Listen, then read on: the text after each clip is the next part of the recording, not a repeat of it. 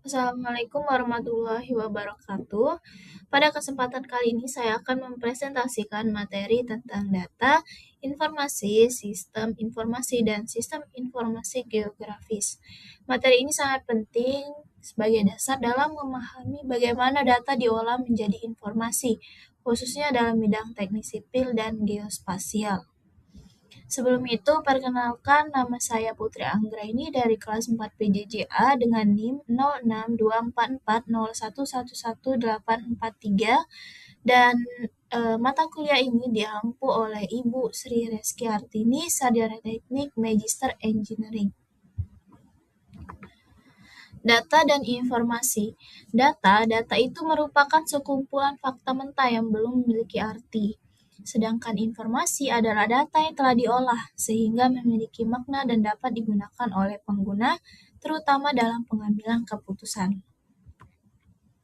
Data dan informasi. Data itu merupakan bahasa, matematikal, dan atau simbol-simbol pengganti lain yang telah disepakati manusia, peristiwa, aktivitas, konsep, atau objek-objek penting lainnya. Prahasta tahun 2009. Data itu merupakan raw fact atau suatu kenyataan apa adanya. Nah, pada contoh ini panjang dan lebar itu merupakan data. Ketika data tersebut diolah menggunakan rumus, maka akan menghasilkan informasi berupa luas. Hal ini menunjukkan bahwa data itu menjadi lebih bermakna setelah diproses. Sumber kesalahan informasi. Yang pertama itu metode pengukuran dan pengumpulan data yang salah. Yang kedua, tidak mengikuti prosedur pengolahan yang benar. Data hilang atau tidak terolah. Kesalahan mencatat atau mengkoreksi data.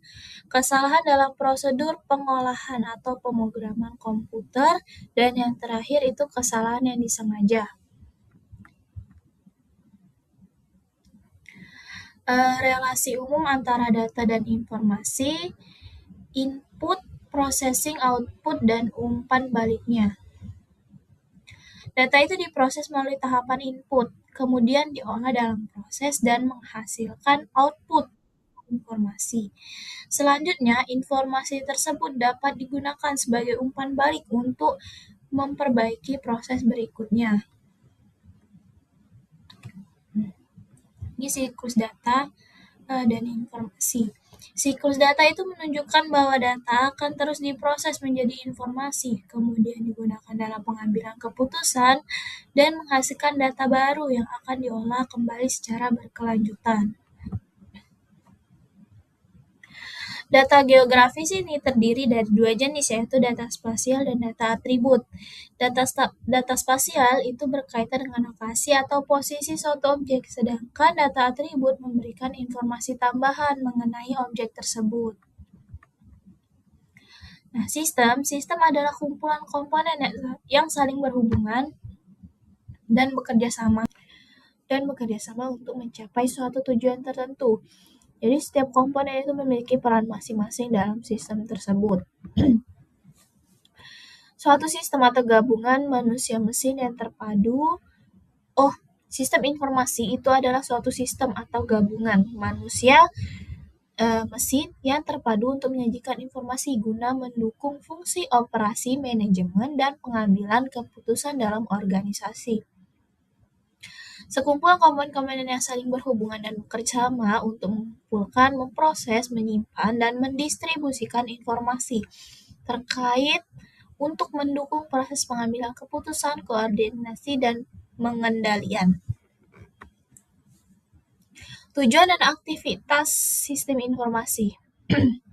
Tujuan sistem informasi adalah untuk menyediakan dan mensistematikkan informasi dari seluruh kejadian atau kegiatan yang diperlukan untuk mengendalikan operasi suatu organisasi. Kegiatan yang dimaksud adalah mengambil, mengolah, menyimpan, dan menyampaikan informasi atau komunikasi yang diperlukan dalam mengoperasikan seluruh aktivitas organisasi yang bersangkutan.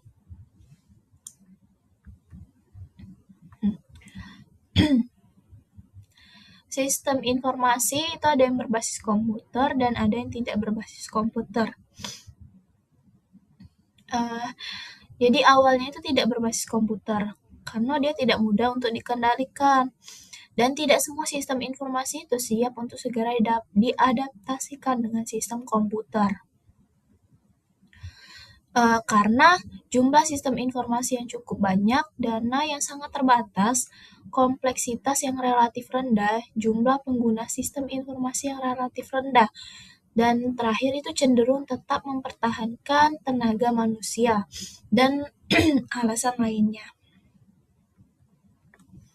Nah, sistem komputer atau versus sistem non komputer. Kalau sistem komputer itu jadi dengan adanya komputer, data itu dapat disimpan dalam jumlah besar dan diproses dengan cepat, sehingga meningkatkan efisiensi kerja. Pengiriman data juga dapat dilakukan melalui jaringan komunikasi, sehingga informasi yang dapat diperoleh dengan cepat dan keterlambatan itu dapat diminimalkan. Nah, karakteristik sistem informasi tanpa dukungan komputer. Data itu disimpan di dalam media atau perangkat yang harus dapat dibaca oleh manusia. Yang kedua, penelusuran data dilakukan oleh manusia. Kecepatan penelusuran itu menjadi relatif rendah, atau order menit hingga jam, dan tidak menjadi prioritas tertentu. Yang ketiga, makin besar dan kompleks organisasi terkait, maka makin sulit untuk memperoleh gambaran yang lengkap dengan cepat. Karakteristik sistem informasi dengan dukungan komputer, yang pertama itu datanya tersimpan di dalam media perangkat yang harus dapat dibaca oleh mesin dan bersifat padat hingga lebih mudah dan cepat untuk ditelusuri dalam satuan waktu detik hingga menit. Yang kedua itu sekumpulan data yang berukuran besar dapat disimpan di satu lokasi saja. Yang ketiga, kecepatan pengolahan datanya sangat tinggi. Order detik, menit, hingga jam sangat tergantung pada volume data, ruang penyimpanan, RAM, dan prosesor terkait. Dan juga itu transmisi datanya dapat juga dilakukan melalui sarana telekomunikasi. Yang kelima itu ada delay atau keterlambatan yang terdapat di aliran data dan informasi relatif kecil karena proses-proses penelusuran, pengolahan, dan transmisi datanya itu dapat dilakukan dengan cepat. Yang keenam, lokasi-lokasi pengembangan dan pengoperasian sistem atau informasi yang tersebar tidak menghalangi kemudahan dalam memonitor dan mengkoordinasikan segala aktivitas terkait. Baiklah, mungkin itu saja yang dapat saya sampaikan dari materi ini. Lebih dan kurangnya saya mohon maaf. Saya akhiri. Wassalamualaikum warahmatullahi wabarakatuh.